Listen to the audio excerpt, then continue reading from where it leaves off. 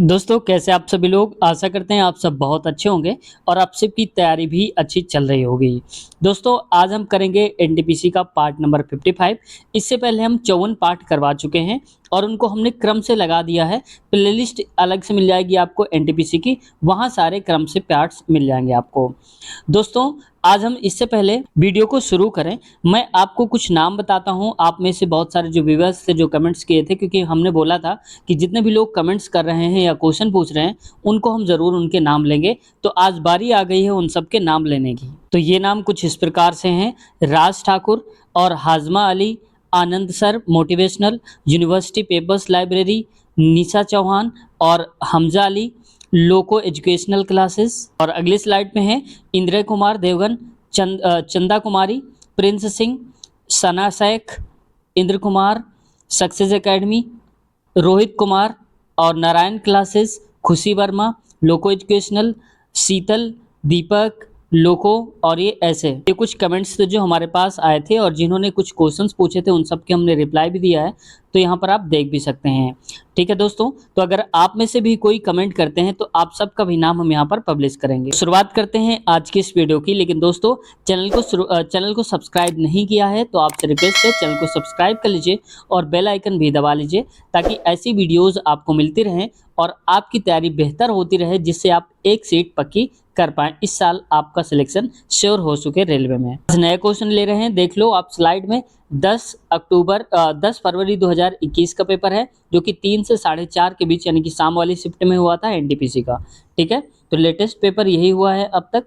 अब देखते हैं इसका पहला क्वेश्चन क्या कह रहा है। मंगल ग्रह के आंतरिक भाग के गहन अध्ययन के लिए नासा द्वारा निम्नलिखित में से किस मिशन की घोषणा की गई थी? तो इनसाइट मिशन है। देखो दोस्तों, ऐसे क्वेश्चंस आप करंट अफेयर मत समझिएगा, क्योंकि ऐसे क्वेश्चंस हमेशा बने रहते हैं। ठीक है, तो ऐसे क्वेश्चंस आप याद रखिएगा, दोबारा कभी आता है तो आपसे गलत नहीं होगा। अगला क्वेश्चन देखो, नेक्स्ट है बीएआरसी मुंबई के संस्थापक निदेशक कौन है? एमडीसीओ कौन है?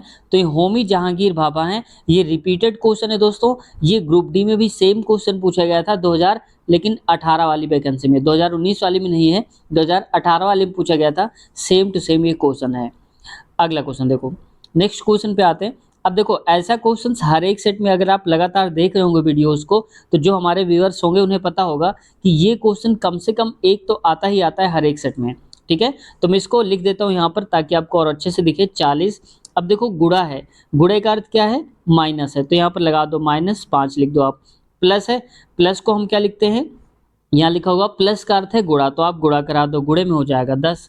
आगे है माइनस, माइनस का अर्थ क्या है? तो माइनस का अर्थ है भाग, तो आप भाग देंगे किससे? 2 से। ये भाग है और भाग का अर्थ क्या है? प्लस है, तो +8 लिखिए, ये लिखा है ना यहाँ पर ऐसे। अब देखो हमने बताया था जब बहुत सारे साइन होते हैं इस प्रकार से, तो सबसे पहले आप भाग को सॉल्व करेंगे, फिर गुणा को और जोड़ और फिर इसके बाद घटाव को। तो भाग कहाँ पर है? ये है। तो आप बताओ 2 से भाग देंगे, भाई देखो 10/2 लिखा है, इसको हम क्या लिख सकते हैं? 10/2, इससे काटेंगे तो 5 आएगा।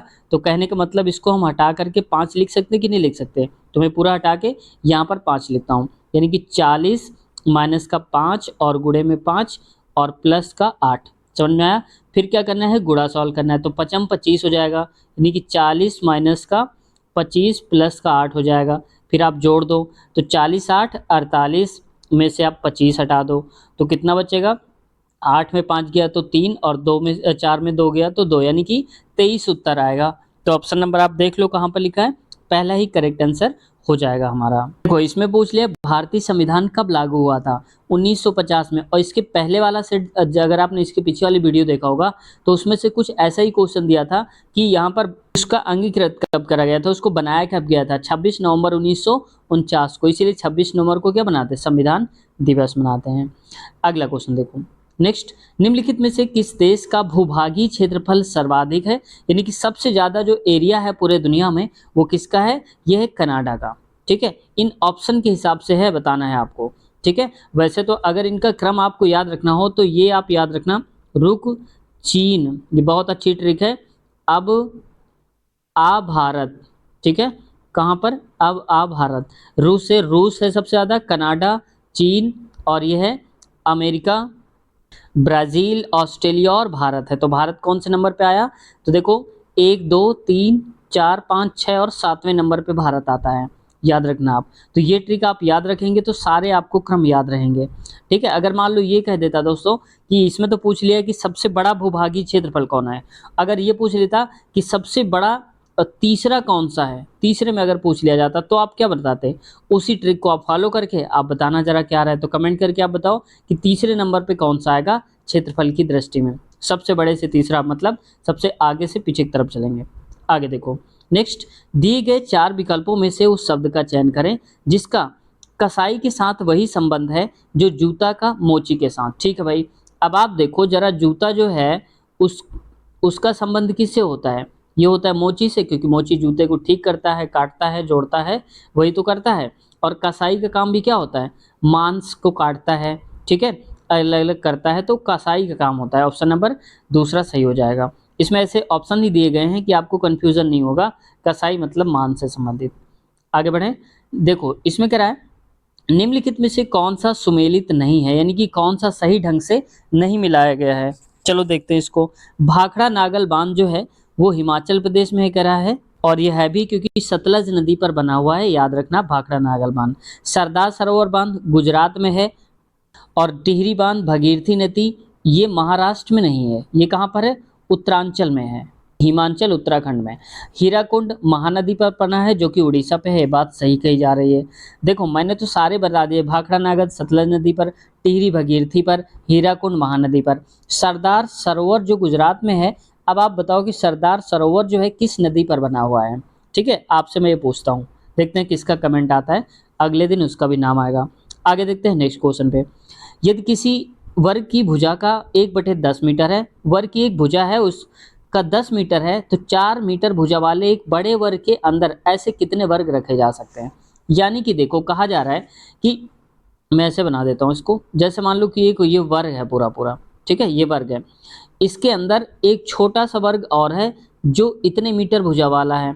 अब देखो ये वाला जो है इसकी भुजा तो 4 है, ये भी 4 है, क्योंकि वर्ग में सारी साइड सेम होती हैं, 4 4। इसके अंदर ये जो 1/10 वाले हैं, मतलब इसको मैं ऐसे कर देता हूँ, एक एग्जाम्पल के तौर पे ले रहा हूँ, 1/10 है इसकी भुजा है, 1/10 1/10, तो ये कितने आ सकते हैं इसके अंदर? 1 2 3 4 कितने आ सकते हैं?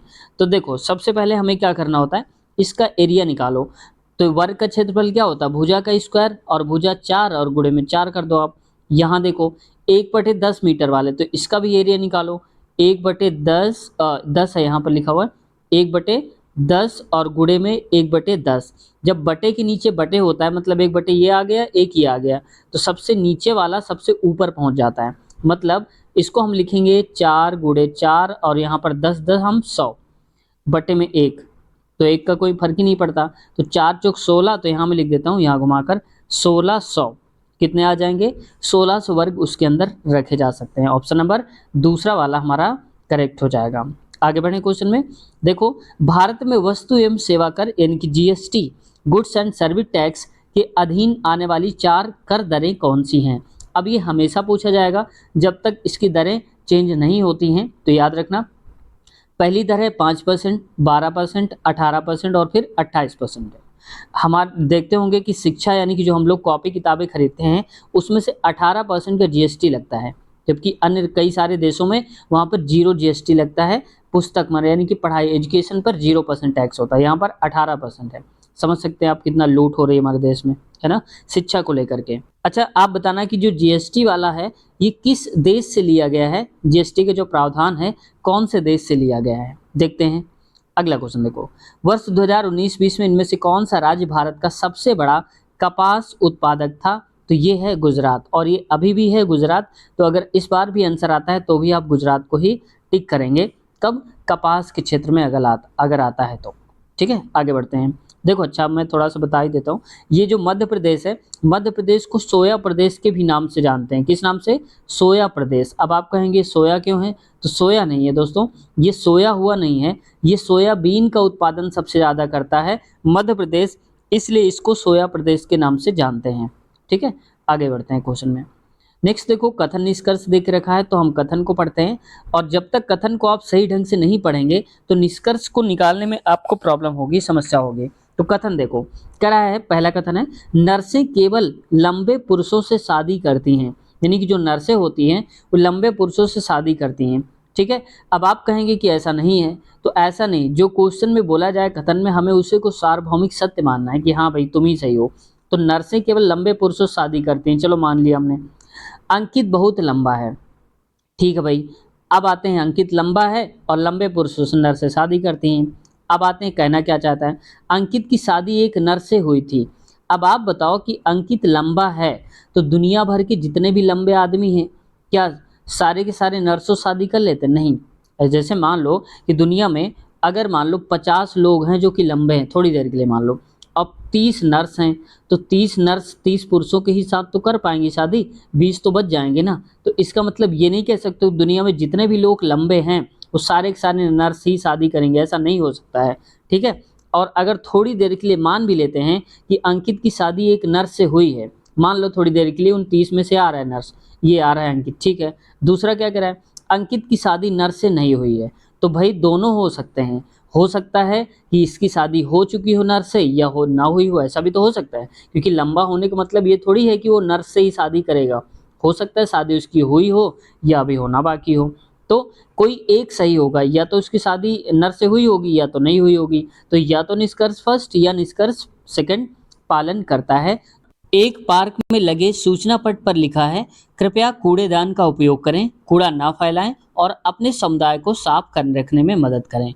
अब ये कथन कह रहा है हमारा, कथन कोई सब कुछ मान के चलना है। धारणा हम क्या बना सकते हैं, यानी कि हम क्या अपने हिसाब से दिमाग लगा सकते हैं, क्या सोच सकते हैं, इससे अनुमान क्या लगा सकते हैं।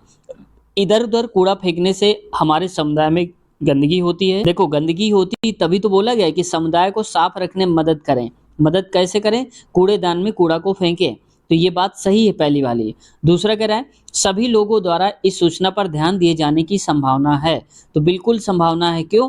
क्योंकि अगर मान लो कूड़ेदान पे जो लिखा है, इन्होंने ये पूरा का पूरा बोर्ड लगाया होगा, उन्हें अगर पहले से ही लगता कि कोई हमारा बोर्ड पढ़ेगा ही नहीं तो क्यों लगाते? वो लगाते ही ना। तो इसका मतलब संभावना है कि लोग पढ़ें। ठीक है, तो उम्मीद हम ये लगा के चलते हैं कि बहुत से बहुत लोग पढ़ेंगे। जैसे मान लो कि आप हैं, आप संभावना ये लगा के चलते हैं ना कि आपके एनटीपीसी में सिलेक्शन होगा या ग्रुप डी में सिलेक्शन होगा, तभी तो आप पढ़ाई कर रहे हैं ना। अगर आपको पहले से ही लगे कि नहीं भाई मेरा सिलेक्शन होना ही नहीं, मैं कितना भी पढ़ लूँ, तो क्या आप पढ़ेंगे? नहीं पढ़ेंगे ना। तो इसका मतलब संभावना है, तभी आप उस चीज़ की उम्मीद लगाए हैं और तब ही वो काम आप कर रहे हैं। तो ठीक वैसे ही संभावना है कि ध्यान देंगे लोग, इसलिए बोर्ड लगाकर बताया गया है। तो दोनों सही है, पहला और दूसरा। तो ऑप्शन नंबर चौथा करेक्ट आंसर हो जाएगा। आगे बढ़े दोस्तों, नेक्स्ट क्वेश्चन देखो, यहाँ पर दे के रखा है 15 वाला क्वेश्चन। इसमें कह रहा है, यदि a/2 बराबर b/3 बराबर c/5 है तो a प्लस बी प्लस सी का मान ज्ञात करें। बस इसमें कुछ नहीं करना, ए की जगह में 2 रखिए, बी की जगह में 3 और सी की जगह में 5 रख दो, सही आंसर आ जाएगा। देखो ए की जगह में क्या है, मैं पहले ये लिख देता हूँ, ए प्लस बी प्लस का सी और अपान का सी। ए की जगह में क्या है, 2 रखना है, तो आप रखेंगे 2 प्लस बी की जगह में 3 3 और प्लस सी क्या है 5 बटे में सी, सी का मतलब फिर से 5 नीचे लिखिए। तो 3 2 5 और 5 10, तो यानी कि 10 बटे में 5, तो काटिए, 5 एकम 5, 5 दूनी 10, मतलब कि 2 आंसर आएगा। नीचे 1 होता है तो उसको हम हटा देते हैं, तो केवल 2 आंसर आएगा। ऑप्शन नंबर कहाँ लिखा हुआ है, पहला ही करेक्ट आंसर हमारा हो जाएगा। समझ गए होंगे आप। आगे बढ़ते हैं, नेक्स्ट है, निम्नलिखित में से किस विकल्प का मान 3.14 इंटू 10⁶ के मान के बराबर है? अब देखो जरा ध्यान से, 3.14 इंटू 10⁶ लिखा है। अब देखो पॉइंट अगर हम हटाएंगे यहाँ से तो क्या करना होगा, पॉइंट हटाने का मतलब नीचे कितना आएगा, 100 आएगा, यानी कि 2 जीरो आएंगे 2 जीरो। अब देखो यहाँ ऊपर कितने जीरो लिखे, 6 बार ही जीरो लिखा होगा, जैसे ऐसे ऐसे करके 6 बार, तो ये 2 जीरो से ये 2 जीरो कटेंगे, मतलब 6 जीरो लिखे थे, तो अब कितने जीरो बचेंगे, ये जब पॉइंट हट जाएगा तो 314 इंटू 10⁻, कितने बचेंगे, 2 तो कट गए तो 4 बचेंगे, तो इसको आप लगा दो 314 और 4 जीरो और लगा दो। बस कहाँ पर लिखा है देख लो आप, तो ये ऑप्शन नंबर दूसरा है, 314 और 4 जीरो ये हैं, करेक्ट आंसर हो जाएगा। आगे बढ़े क्वेश्चन में, नेक्स्ट है, निम्नलिखित में से कौन सा रासायनिक गैस ग्रीन हाउस प्रभाव उत्पन्न करने के लिए उत्तरदायी है, यानी कि ग्रीन हाउस गैसें कौन सी होती हैं? तो जलवाष्प, CO2 कार्बन डाइऑक्साइड और CFC क्लोरोफ्लोरोकार्बन्स होती हैं। तो ये ज़रूर आप याद रखना, CFC पूछ लिया जाता है। तो ऑप्शन नंबर चौथा करेक्ट आंसर हमारा हो जाएगा। लिंकनशायर में विश्व की सबसे लंबी अंतर समुद्री पावर केबल का निर्माण शुरू हो चुका है, जिसे ब्रिटेन और डैश के बीच नवीनीकरणीय ऊर्जा साझा करने के लिए दोनों देशों के बीच बचाया जाएगा। तो ये डेनमार्क है। ऑप्शन पहला करेक्ट आंसर हो जाएगा। देखो दोस्तों, ऐसे क्वेश्चन जो होते हैं हमारे देश से रिलेटेड नहीं होते हैं, फिर भी वो पूछ लिए जाते हैं। अब क्यों पूछे जाते हैं? क्योंकि एक काम तो ये हो सकता है कि वो पहली बार हो रहा हो दुनिया में, ठीक है, और या तो कुछ होगा उसमें खास। तो इसमें क्या खास था कि सबसे लंबी थी पूरी दुनिया की, इसलिए पूछा गया था। तो सबसे पहले, सबसे लंबी और सबसे बड़ जिसमें आता है, यानी कि उसके जैसा कोई और ये एक ना हो, यानी कि यूनिक हो पूरी तरह से, तब यहाँ पर वो क्वेश्चंस इंपॉर्टेंट हो जाते हैं। तो यहाँ पर ऑप्शन नंबर क्या हो जाएगा? पहला वाला। अब आप ये याद रखना, ये मत सोचना कि इसको पूछ लिया गया था अब नहीं पूछा जाएगा, नहीं, तो पूछा जा सकता है। क्यों? क्योंकि अभी तक विश्व की सबसे लंबी ये है, लेकिन अगर कोई दूसरी विश्व की लंबी बन जाती है तो फिर वो पूछा जाएगा, इसको काट दिया जाएगा। समझ गए आप? ये लॉजिक होता है उनका क्वेश्चन का। आगे बढ़ते हैं। लंदन में आयोजित प्रथम गोलमेज सम्मेलन के दौरान ब्रिटिश प्रधानमंत्री कौन थे? तो ये थे रैमसे मैकडोनाल्ड। ऑप्शन चौथा करेक्ट आंसर हो जाएगा इसका। आगे बढ़े क्वेश्चन में, तो देखो ये इंग्लिश में दिया था क्वेश्चन, फिर भी इसको देखने की कोशिश करते हैं। Select a word from the following four options that is related to the word South Africa in the same way as the word Persian. देखो कह रहा है कि दिए गए चार विकल्पों में से उन शब्द का चयन करिए, उस प्रकार के शब्द का चयन करिए जैसे साउथ अफ्रीका का संबंध है, किससे लिया है यहाँ पर? ये दिया है पर्शियन से। तो वैसे ही ईरान जो है वो उसका संबंध किससे है? तो ईरान का संबंध इंग्लिश से, साउथ अफ्रीका का संबंध पर्शियन से दिया है। आगे बढ़ते हैं क्वेश्चन पे। यदि दो संख्याओं का अनुपात 3:4 है और उनका मासापा 4 है तो उनका लासा क्या हो जाएगा? तो देखो उनका मासा 4 है, तो इसका मतलब ये 4 इसमें भी कॉमन होगा और इसमें भी कॉमन होगा। तो अगर हम देखें कि पहली संख्या और दूसरी संख्या, तो पहली संख्या हो जाएगी 4 गुणे 3 यानी कि 12, और अगली संख्या 4 चौक 16 यानी कि 16 हो जाएगी। अब मासा दे के रखा है इनका, मासा दिया है और पूछा है लासा, तो मासा है 4, लासा नहीं पता, तो मान लो कि लासा x होगा। ठीक है, हमारे पास फार्मूला क्या होता है? पहली संख्या गुणे में दूसरी संख्या बराबर में लासा गुणे में मासा। तो देखो इसको इधर ले आओ तो हो जाएगा 12 गुणे में 16 बटे में 4 और बराबर में हो जाएगा x, 4 चौक 16। अब 4 गुणे 12 कराएंगे तो कितना आएगा? तो मैं यहाँ लिख देता हूँ x बराबर 12 चौक 48। तो x की वैल्यू आ जाएगी 48। ऑप्शन नंबर चौथा करेक्ट आंसर हो जाएगा। समझ गए होंगे आप। आगे बढ़ते हैं क्वेश्चन की तरफ। नेक्स्ट देखो, which of the following article is article of Indian constitution provides right against exploitation, कि शोषण के विरुद्ध जो हमें अधिकार प्रदान करता है कि आपका कोई शोषण ना कर सके इस पर। तो ये आर्टिकल नंबर 23 हमें इस बात की आज़ादी देता है कि हमें कोई शोषण हमारा नहीं कर सकता है। आगे बढ़ते हैं क्वेश्चन पे। The trial test of a computer और software before the commercial launch is called, यानी कि जब हम किसी कंप्यूटर या किसी सॉफ्टवेयर का ट्रायल टेस्ट करते हैं उसको मार्केट में भेजने से पहले, तो उस टेस्ट को हम क्या बोलते हैं? तो ये बेटा टेस्ट कहलाता है। ऑप्शन नंबर पहला सही उत्तर हो जाएगा। आगे बढ़ते हैं क्वेश्चन पे। नेक्स्ट है, दंड प्रक्रिया संहिता यानी कि CRPC की कौन सी धारा कार्यपालक मजिस्ट्रेट को किसी स्थान पर 4 से अधिक लोगों के एकत्र होने को निषिद्ध करने की शक्ति प्रदान करता है? मतलब कहने का कि अगर कौन सी धारा के तहत हम 4 से ज़्यादा लोग खड़े नहीं हो सकते एक साथ। जैसे देखा होगा आपने जब कर्फ्यू लिखता है तो धारा 144 होती है। धारा 144 लगने पर क्या होता है कि 4 से ज़्यादा लोग एक जगह पर खड़े नहीं हो सकते हैं, अधिकतम 4 लोग ही खड़े हो सकते हैं। आगे बढ़े क्वेश्चन पे। ठीक है, भारत की पैथन जल विद्युत परियोजना यानी कि पैथन हाइड्रोइलेक्ट्रिक प्रोजेक्ट कहाँ स्थित है? तो महाराष्ट्र में है। ये पूछा जा सकता है दोबारा से। ठीक है, आगे देखते हैं। 21वें राष्ट्रमंडल खेलों का आयोजन कहाँ पर किया गया था? तो ये किया था गोल्ड कोस्ट घाना में। ठीक है, आगे बढ़े क्वेश्चन पे। नेक्स्ट क्वेश्चन है, देखो राष्ट्रीय राजमार्ग के बारे में इनमें से कौन सा कथन सही नहीं है? देखो सही नहीं है, हमें निगेटिव वाला बताना है कौन सा नहीं सही है।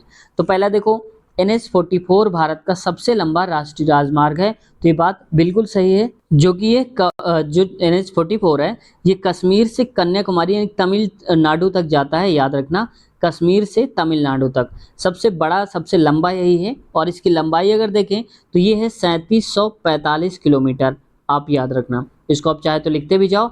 NH44 कश्मीर से तमिलनाडु तक जाता है और 3745 किलोमीटर इसकी लंबाई है। ठीक दूसरे नंबर पे आते हैं, NH47 है, तो भारत का सबसे छोटा राष्ट्रीय राजमार्ग है। तो ये सबसे छोटा है, ये गुजरात के बामनमेर से जाता है और नागपुर तक जाता है। इसकी लंबाई कितनी है? ये है 1006 किलोमीटर। ये भी आप याद रखना, ठीक है।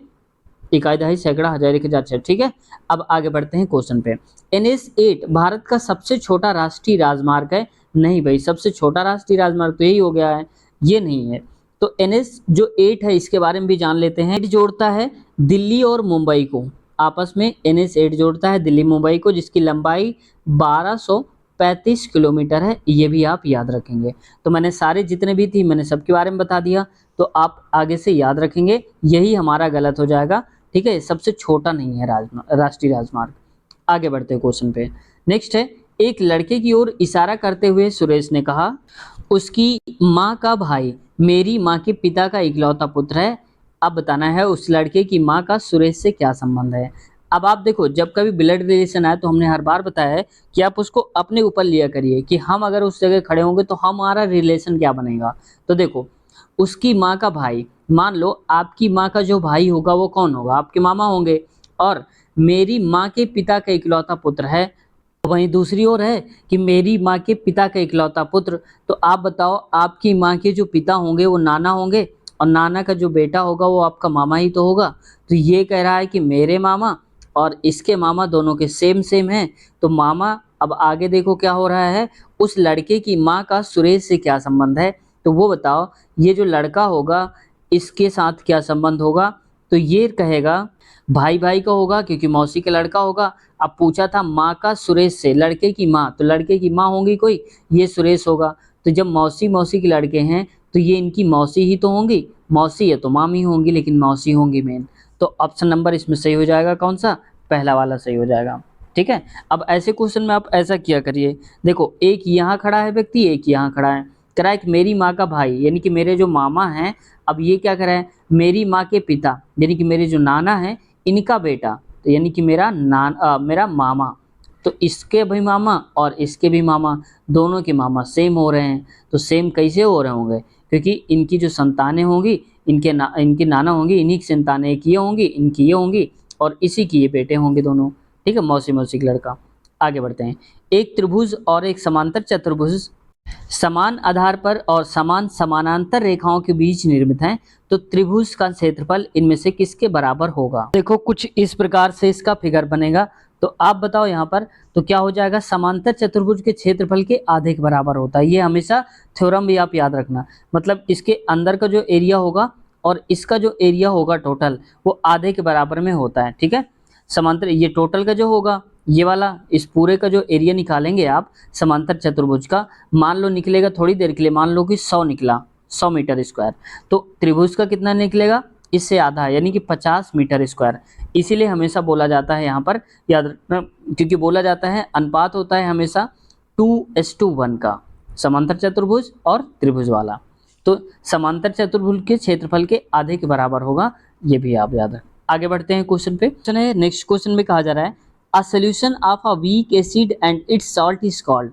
यानी कि कहा जा रहा है कि अगर कमजोर एसिड और सॉल्ट, इन दोनों का जो मिश्रण होता है, सोल्यूशन होता है, वो क्या कहलाता है? बफर सोल्यूशन कहते हैं इसको, ठीक है, याद रखेंगे आप। आगे बढ़ते हैं। रंगभूमि, गोदान, गबन और वरदान नामक उपन्यासों के लेखक कौन है? तो ये बहुत ही फेमस है, रंगभूमि और गोदान। सबसे ज्यादा गोदान फेमस है, ये मुंशी प्रेमचंद की है। ये आप बचपन में पढ़ते भी आए होंगे, 12th इंटर में पढ़ा होगा, ठीक है। तो आप याद रखना। अब आप में से बहुत से लोग तो पूछ रहे होंगे सर इसमें हिंदी का पूछ लिया है, हिंदी तो आती नहीं उसमें सिलेबस में। तो हिंदी दोस्तों नहीं है, इसको आप जीके मान के पढ़िएगा, क्योंकि ऐसे क्वेश्चंस पूछ लिए जाते हैं। तो फिक्स नहीं होता है कुछ, इसके पीछे के पीछे जो हमने एक दो शायद किसी पार्ट में करवाया था, याद नहीं है, उसमें भी कुछ ऐसा ही एक क्वेश्चन आ गया था रचना वाला, हिंदी से रिलेटेड। आगे बढ़ते हैं क्वेश्चन में। हैदराबाद का अंतिम निजाम यानी कि शासक कौन था? तो ये था मीर उस्मान अली खान। ऑप्शन तीसरा करेक्ट है। याद रखना हैदराबाद का पूछा जा रहा है, ठीक है। आगे देखो, एक व्यक्ति 12% वार्षिक साधारण ब्याज अर्जित करने हेतु 5,000 की राशि को 5 सालों के लिए अपने बैंक खाते में जमा करता है। 5 वर्ष बाद उसे मिलने वाला मिश्र धन का मतलब उसका जो ब्याज है, जो जेब से पैसा जमा किया था उसने, वो और ब्याज टोटल कितना मिलेगा उसे ये बताना है। तो देखो हमारे पास फार्मूला होता है PRT/100, क्योंकि यहाँ पर साधारण ब्याज पूछा है। तो P का मतलब होता है जमा कितने रुपए की, तो 5,000 रुपए की होंगे जमा, गुणे में कितनी दर से जमा करे हैं, तो ये जमा करे हैं 12 के हिसाब से, तो लिख दो आप 12। अब इसके बाद टी का मतलब है कितने साल के लिए, टाइम क्या है, तो 5, नीचे आएगा 100। अब देखो 2 जीरो से आप 2 जीरो काट दो, तो 12 पंचे 60, 60 हो जाएगा। तो मैं यहाँ लिख देता हूँ 60, यानी कि 1 जीरो बढ़ाएंगे 600 और गुणे में 5, ये हो जाएगा 5 6 का 30, तो ये लिखेंगे 3,000 रुपये, ठीक है। 3,000 रुपये तो ये हो गए ब्याज वाले, और जमा कितने करे थे 5,000। तो आप बताओ टोटल कितना मिलेगा, 5,000 और प्लस में 3,000 रुपये, तो टोटल मिल जाएगा उसको 8,000 रुपये मिलेंगे। तो ऑप्शन नंबर हमारा दूसरा करेक्ट आंसर हो जाएगा। समझ गए होंगे आप। आगे बढ़ते हैं क्वेश्चन पे। नेक्स्ट है, किस वास्तुकार ने मुंबई स्थित गेटवे ऑफ इंडिया को डिजाइन किया था? तो जॉर्ज विटेट। ऑप्शन याद रखना, पहला हो जाएगा जॉर्ज विटेट वाला। मुंबई में जो गेटवे ऑफ इंडिया है इसका डिजाइन जो बनाया था उन्होंने ही बनाया था, जॉर्ज विटेट ने। अगला क्वेश्चन देखो, निम्नलिखित में से किस विकल्प में दिए गए चिन्हों का उपयोग उसी क्रम में रखने पर दिया गया समीकरण संतुलित हो जाएगा? ठीक है भाई, देखते हैं। अब देखो ऐसा क्वेश्चन आने पर सबसे पहले आप उसको रफली किया करो, ठीक है, क्योंकि ओरली अगर आप जितना ज़्यादा प्रैक्टिस करेंगे आसानी से कर पाएंगे। मान लो मैं पहले से ही शुरुआत कर देता हूँ, ठीक है। तो लिखा है 65, अब डायरेक्ट आप रखते जाओ, +5 और गुणे में है 25, बराबर में आना चाहिए 190, लेकिन हम लिखेंगे नहीं, देखते हैं आ रहा है। चलो अच्छा लिख देता हूँ, 190 आ रहा है कि नहीं आ रहा। अब देखो हमने बताया था थोड़ी देर पहले, अगर आपको याद हो, कि जब कई सारे साइन होते हैं तो पहले भाग, फिर गुणा, जोड़ और घटाव सॉल्व करते हैं। तो पहले भाग आएगा, भाग यहाँ है नहीं तो अब गुणा सॉल्व करेंगे। तो 25 पंचे 125, 65 प्लस का 125, आप बताओ कितना आएगा? तो ये आ जाएगा 70 और 20 यानी कि 90, 190 आ जाएगा। तो ऑप्शन नंबर क्या हो जाएगा? ये सही हो जाएगा, 190 के बराबर आ रहा है। इसका मतलब पहले वाले जो साइन दिए हैं वो बिल्कुल सही दिए हैं। दूसरा भी मान लो कि मैं दिखा देता हूँ, हालांकि अब तो आएगा ही नहीं जब आंसर आ चुका है। 65 गुणे में 5 और क्या है यहाँ पर -5, ठीक है, आना चाहिए 190। देखते हैं आता है कि नहीं। तो हमने बताया पहले गुणा सॉल्व होगा, तो 5 25, 5 6 का 30 और 30 2 32 हो जाएगा। तो आप बताओ 320 तो ये पहले ही हो गया, अब इसमें से 25 घटाना है तो 300 बचेगा, लाना था 190, ज़्यादा हो गया। तो बस ऑप्शन हमारा केवल पहला ही सही हो जाएगा। आगे बढ़ते हैं क्वेश्चन पे। अगला है, उस वर्णक का नाम बताइए जिसकी वजह से पौधों का रंग हरा होता है। तो ये क्लोरोफिल होता है, जिसकी वजह से पौधों की पत्तियां जो होती हैं वो हरी कलर की होती हैं, क्लोरोफिल की वजह से, याद रखना आप, ठीक है। तो दोस्तों आज की वीडियो को हम यहीं तक रखते हैं, क्योंकि वीडियो थोड़ा सा लंबी हो रही है, इस वजह से इसको रोकना पड़ रहा है। तो इस वीडियो के बाद जो आगे आने वाले क्वेश्चन होंगे वो अगले पार्ट में मिलेंगे, और अगले पार्ट की लिंक आपको इसी वीडियो के नीचे डिस्क्रिप्शन में मिल जाएगी। अगला पार्ट लिखा होगा, वहां पर आप क्लिक करके देख सकते हैं, या कमेंट बॉक्स में मैं लिंक पिन कर दूंगा अगले पार्ट की, वहां से भी क्लिक करके आप देख सकते हैं। तो उम्मीद है चैनल से कुछ सीखने को मिला होगा। अगर कुछ क्वेश्चन है, कुछ पूछना है, कहना चाहते हैं तो आप भी कमेंट करिए, हम आपका भी नाम पब्लिश करेंगे जब भी वीडियो होंगी, कई सारे कमेंट्स को लेकर के। और जो पूछना चाहते हैं ज़रूर पूछिए, और आप सबका रिप्लाई भी हम देने की कोशिश करेंगे। आप में से जितने भी फ्रेंड्स हैं उन्होंने जब भी क्वेश्चन पूछा है हमने उन सबका रिप्लाई ज़रूर दिया है। तो दोस्तों कैसी लगी वीडियो? अच्छी लगी हो, कुछ सीखने को मिला हो तो चैनल को सब्सक्राइब कर लीजिए और बेल आइकन भी दबा लीजिए, ताकि जब भी वीडियो अपलोड करें आपके पास नोटिफिकेशन पहुंच जाए और आप वीडियो को आसानी के साथ देख सकें। साथ ही साथ railway group D, NTPC, ALP technician, हम सभी के पेपर करवा रहे हैं एक साथ, तो सबकी अलग अलग प्लेलिस्ट हमने बना रखी है, तो आप आसानी से देख लीजिए चैनल के इसी प्लेलिस्ट में, वहाँ पर आपको मिल जाएंगी सारी अलग अलग प्लेलिस्ट, ठीक है। रेलवे के इंटरव्यू भी वीडियोस पड़ी हैं, वो भी आप देख सकते हैं कि कैसे वहाँ पर काम होता है, सैलरी क्या होती है, जब आप ज्वाइन करेंगे तो क्या क्या काम करना होगा आपको। हमने सारा कुछ वहाँ ग्राउंड पे जा करके वहाँ से वीडियो बनाई है और उनसे बातचीत करी है क्या पढ़ें, कौन सी बुक से पढ़ें, तो सब उन्होंने बताया है।